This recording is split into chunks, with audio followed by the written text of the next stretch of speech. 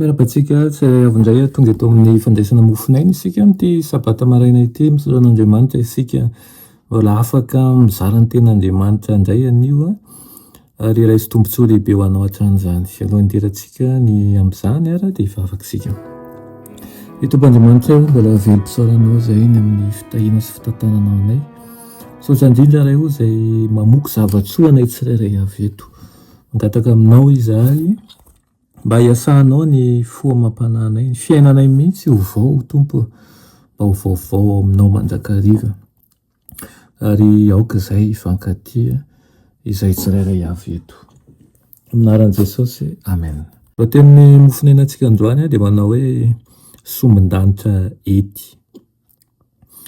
Alaina amin'ny Zefania 2:7 manao hoe mitadiavan'i Jehova ianareo mpanindefitra rehetra amin'ny tany izay manaraka ny fitsipiny, tadiavo ny fahamarinana, tadiavo ny fandeferana, angamba ho voafina ianareo amin'ny andro fahatezeran'i Jehova. Amen. Manoloana ny toe-javatra izay hitranga tsy ho ela eto an-tany dia miangava anareo aho ry rahalahy sy anabavisany mba handeha ao anatrehan'Andriamanitra amin'ny fahalemem-panahy sy ny fietrena. Ny malemy fanahy rehetra amin'ny tany dia ampirisihana hitady an'i Jehova. Aoka ho torotoro eo anatrehan'Andriamanitra ny izahontsika. Sarotra manao an'izany nefa asaina mianjera eo amin'ny vatolampy isika mba ho torotoro. Raha tsy izany dia Kristy no hianjera amintsika ka hanorotoro antsika ho vovoka. Inona moa ny atao hoe kristianina? Midika ho fanafahana ny Kristy sy fanavaozana ary fanaovana ny asany izany. Misy ireo izay tsy mahomby amin'ny lafiny anankiray, ny sasany indray tsy mahomby amin'ny lafiny hafa, dia isaky ny misy fanafitohinana na fitsapana madinika dia angatao ambavaka mangina Andriamanitra mba hanome anao hery, mba hanome anao fahasoavana, ahazakanao an'izany amin'ny mpaharetana. Misy hery ao amin'ny fanginana, koa aza manonona na dia teny iray monja aza raha tsy efa avy nampakatra ny fangatanao tany amin'ilay Andriamanitra ny lanitra.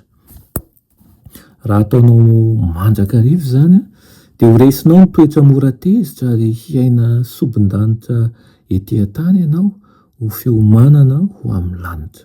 Iren'Andriamanitra ho madio tanana sy mahitsy fo isika vahoakany. Moa ve izany hampahory azy ireo ahatonga tsy fifaliana eo amin'ny ankohonany ve raha toa ohatra hoe izy tsara fanahy sy mahari-po, ary ihany koa mahalala fomba, ary ihany koa mandefitra? Tsy izany velively. Raha tsy vonona hiara-monina ampilaminana eto an-tany tsirairay ao anatin'ny ankohonana dia tsy mbola vonona ny hiara-monina amin'ny fianakaviana izay hanodidina ny seza fiandrianana fotsy lehibe izy ireo. Farany dia izao ny tsarovy ry havako isany.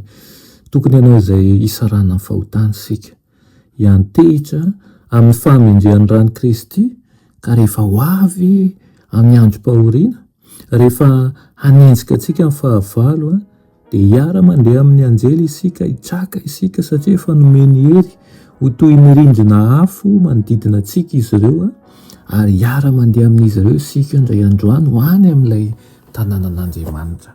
Na dia mbola eto ary isika dia efa misitraka an'izany fandresena izany.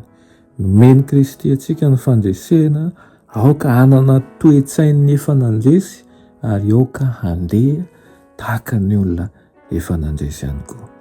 Dia engany izany teny izany ahatonga anao azo hery amin'ity anio ity, mitsakafa aza kivy ary ihany koa miainga fa aza malaina ihany koa.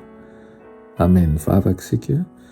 Lehilahy tsara indrindra misaotra anao izany amin'izany teninao izany. Aoka ny tsirairay avy aminay eto ankehitriny ho voakasika n'izany teninao izany. Aoka ny fanahinao maso nanjaka ao aminay ka tsy hanan-kery, tsy hanam-pahefana ao anatinay ny herin'ny ratsy, satria izay olo mbo vitanao tokoa. Aminaran'i Jesosy, amen.